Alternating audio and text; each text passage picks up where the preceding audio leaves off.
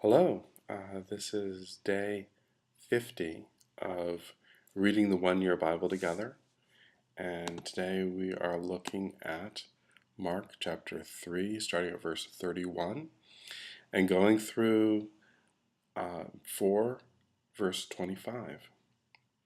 In this first section, Jesus says, hey, this is who is family to me. Anyone who does God's will is my brother and sister and mother.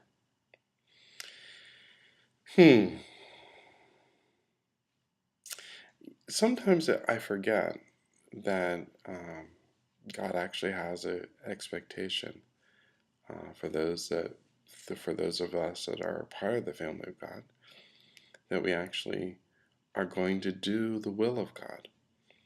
There's something very challenging and also very encouraging in this. The challenging part is I have a responsibility to learn what God's will is.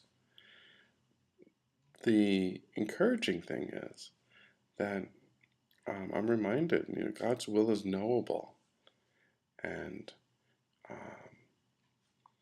it is a gift to have been able to live into, the experiences that the disciples had, or the experiences that any disciple can have, and including my own experiences. It's been a gift to follow God, and I wouldn't choose any other life. When Jesus talks about this parable of the seeds again, we saw it in Matthew chapter 13. Now we're seeing it again here. Today, I was really reminded that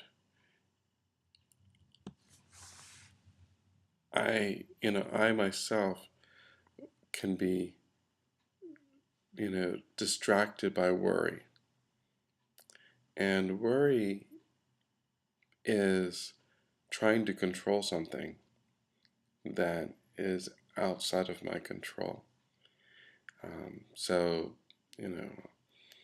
thank you all, including Willie and others that have taught me the Serenity Prayer. God grant me the serenity to accept the things I cannot change, the courage to change the things that I have, and the wisdom to know the difference.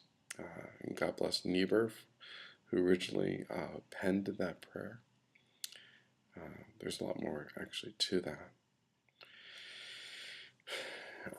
in the original.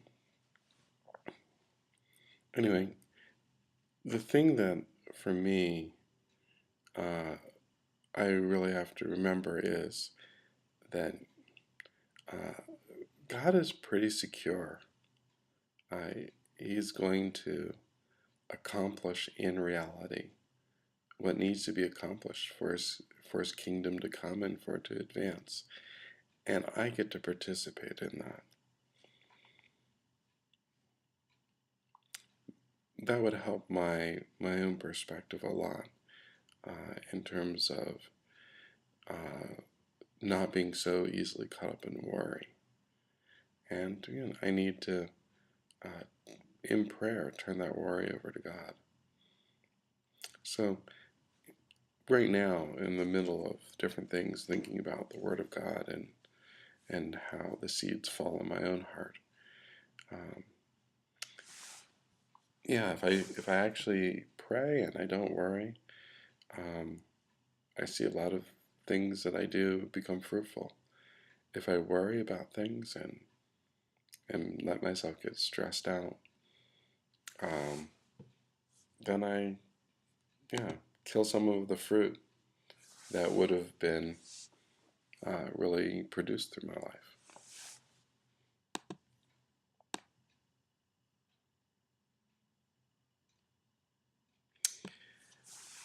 I want to say this general statement that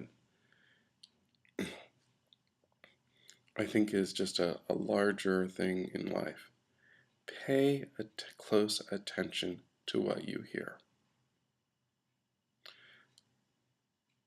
The closer you listen, the more understanding will be given you, and you will receive even more.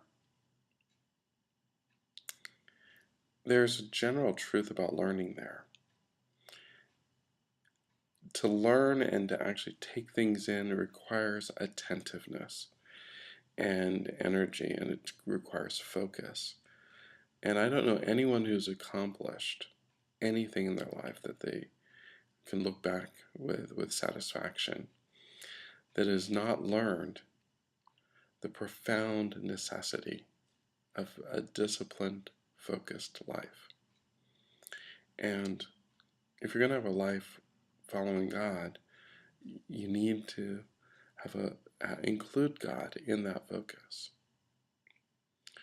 To those who listen to my teachings, more understanding will be given. Have you ever noticed, you see, what happens is if you're not listening, the one thing you don't get back, ever, is time. You can't, and we all grieve when we haven't learned today's lessons well. And then we wake up one day and realize there's things I should have learned, I should have accomplished, I should have tackled. But start listening today. Take heed and wrestle with what is important today. Look for God's revelation today. Look for the opportunities to obey God as best you understand today. Because when today is over, it will be over. Boy, I get into preaching sometimes, and I hope my sharing from the heart is encouraging to you all. I love you.